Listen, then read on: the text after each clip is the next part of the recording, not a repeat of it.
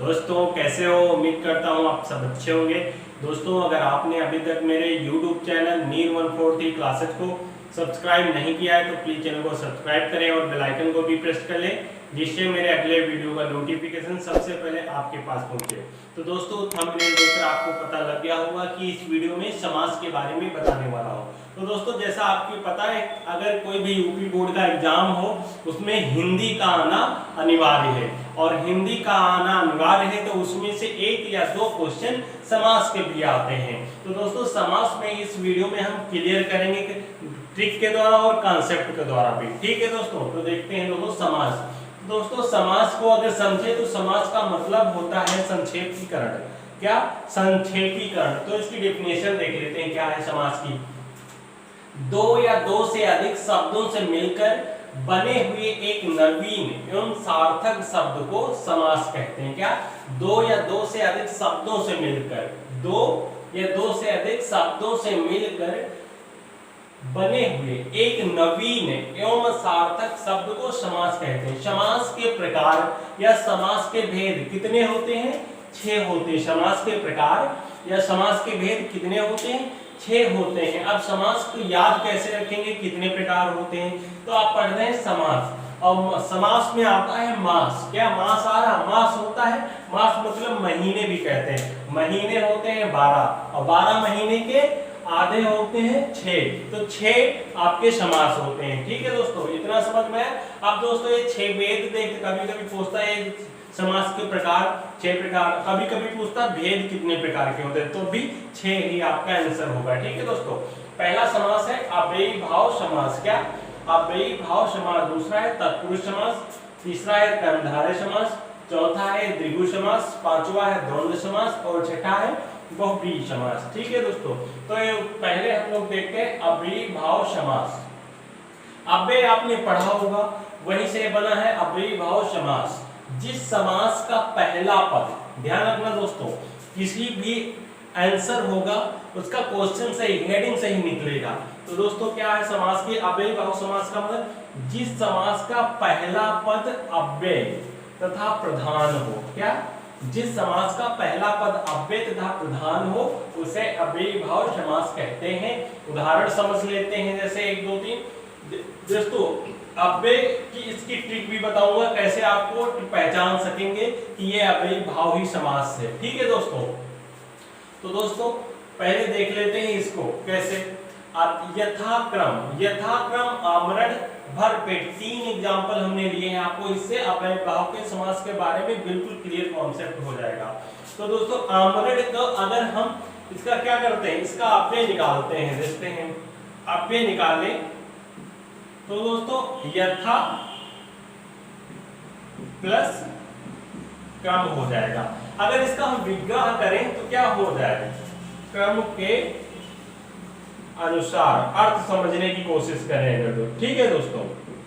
अगर दोस्तों यथाक्रम ये अव्यय है आपका, ठीक है दोस्तों, अगर इसको हम तोड़ दें, हमने कहा जिस समास का पहला पद अव्यय तथा प्रधान हो, यथा अगर हट जाए तो क्रम रह जाएगा, यथाक्रम है तो क्रम के अनुसार हो जाता है। अगर दोस्तों एक और भी ट्रिक है। क्या ट्रिक है दोस्तों? पहले तो इसमें पॉइंट एक आता है कि जो अव्ययी भाव समास होगा वो छोटा होगा। क्या होगा? छोटा होगा, छोटा पद होगा, उसका पहला पद छोटा होगा। और कह रहा है प्रधान, और प्रधान भी होगा। जैसे एक ग्राम सभा का प्रधान होगा, प्रधान होता है, वैसे ही एक सेंटेंस ये यथाक्रम शब्द है, इसका यथा क्या है? प्रधान शब्द है यथा। यथा प्लस क्रम। अगर दोस्तों यथा को भी हम तोड़ दें तो या, तो क्या हो जाता है? या और था रह जाता है, इसका कोई अर्थ नहीं रहता है। लेकिन अगर यथा प्लस क्रम करें तो क्रम के अनुसार यथाक्रम। समझ में आया? ऐसे ही हम लोग आमरण का देख लेते हैं। तो आमरण क्या है? अगर इसका करते हैं हम, अब देख लेते हो तो आ गया आ। और ये और क्या होता है? उपसर्ग कह सकते हैं, उपसर्ग। ये उपसर्ग ही होता है, समझ लो। इसका अगर हम अर्थ निकाले क्या निकलेगा? ये तो शब्द अक्षर ही रह गया ना, उपसर्ग। इसका भी ऐसे ही सेम प्रोसेस है। तो यथा आमरण, आ प्लस मरण, अमरण। और इसका अगर विग्रह करके देखें तो क्या हो जाएगा, मरण तक। क्या, मरण तक। ठीक है दोस्तों। फिर अगला देखते हैं, भर पेट। क्या है, भर पेट। इसका लिखते हैं भर प्लस पेट, क्या हो जाएगा अगर विग्रह करें तो पेट भर। ठीक है दोस्तों, समझ में आया इतना। अव्ययी भाव समास, जिस समास का पहला पद अव्यय तथा प्रधान हो उसे अव्ययी भाव समास कहते हैं। तो दोस्तों अब देख लेते हैं दूसरा, तत्पुरुष समास। तत्पुरुष समास, जिस समास में दूसरा पद प्रधान होता है। क्या, जिस समास में दूसरा पद प्रधान होता है तथा दोनों पदों के बीच का कारक चिन्ह लुप्त हो जाता है। कारक चिन्ह आपको पता होगा दोस्तों, क्या होते, 6 होते हैं तत्पुरुष के। कौन से, कर्म को, करण से के द्वारा, संप्रदान के लिए, अपादान से, अलग संबंध, काकी के संबोधन, ये सब दोस्तों कारक होते हैं, इनको याद कर लेना। ये इसके लिए बहुत जरूरी, कारक चिन्ह लुप्त हो जाते हैं। कैसे, इसको एग्जांपल के द्वारा आपको मैं समझाऊंगा। ठीक है दोस्तों, तो उसे तत्पुरुष समास कहते हैं। जैसे पहला एग्जांपल लेते हैं, स्वर्गवास। क्या, स्वर्गवास मतलब स्वर्ग को वास, स्वर्ग को वास। स्वर्ग, हमने बताया कि कारक चिन्ह को आया, कर्म को, कारक चिन्ह होता है को, स्वर्गवास, स्वर्ग को वास, ऐसे पहचान कर सकते हैं ये कौन सा पुरुष है। अगर ये आपको दिया स्वर्गवास तो स्वर्ग को वास, तुरंत पहचान जाएंगे आपकी ये कौन सा चिन्ह है, ये तत्पुरुष समास है। ठीक है दोस्तों। फिर गंगा जल, गंगा जल का हम विग्रह करेंगे तो क्या हो जाएगा, गंगा का जल। इसमें भी कारक चिन्ह आया कि नहीं, ये गंगा का जल, कारक चिन्ह दोस्तों। फिर अगला देखते हैं, नगरवास। नगर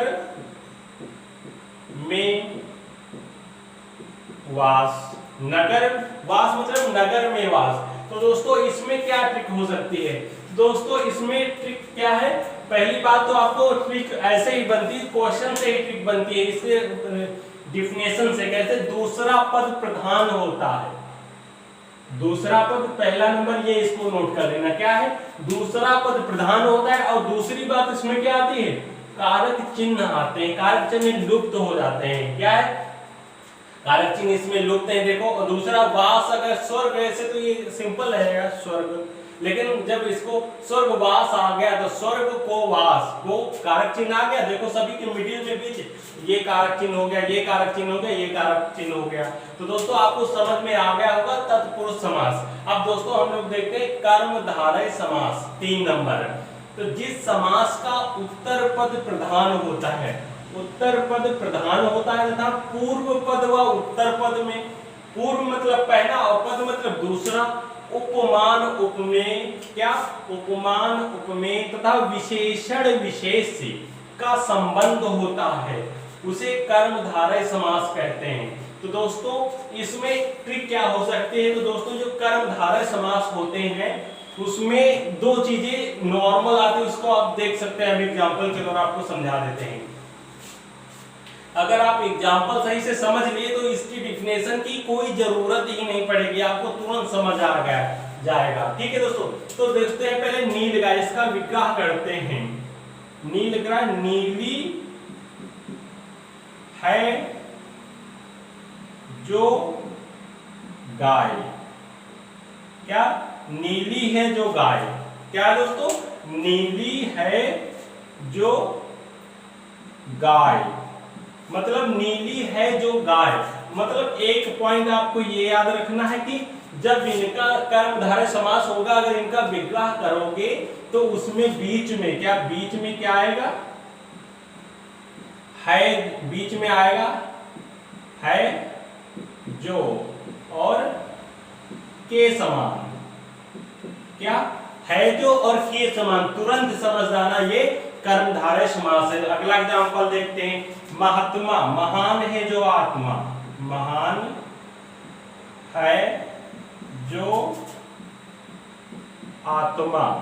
फिर क्या है, मृगनयन, मृगनयन मतलब ये 2 एग्जांपल तो आपको पता गया, है जो आया, हमने बताया कि है जो, आप इसका विग्रह करोगे, है जो आ गया, समझ जाना कि ये कौन सा कर्मधारय समास है। फिर नग्ननयन, मृग नयन। तो दोस्तों हमने दो एग्जाम्पल इसके बता दिए, है जो क्या और है जो क्या। अब के समान का आपको एग्जाम्पल बताता हूं। तो दोस्तों ये है मृग नयन। मृग नयन तो मृग के समान नयन, क्या होता है, मृग नयन। तो दोस्तों हमें लगता है ये अव्ययीभाव समास, तत्पुरुष समास और कर्मधारय समास आपको अच्छी तरीके से समझ में आ गए हैं। दोस्तों अगला वीडियो जो आएगा उसमें 3 समास आपको बताएंगे और इस वीडियो में मैंने 3 समास कवर कर लिए। अगर दोस्तों आपको वीडियो अच्छा लगा तो वीडियो को शेयर करो, लाइक करो और कमेंट में बताओ वीडियो आपको कैसा लगा। Thank you guys for watching.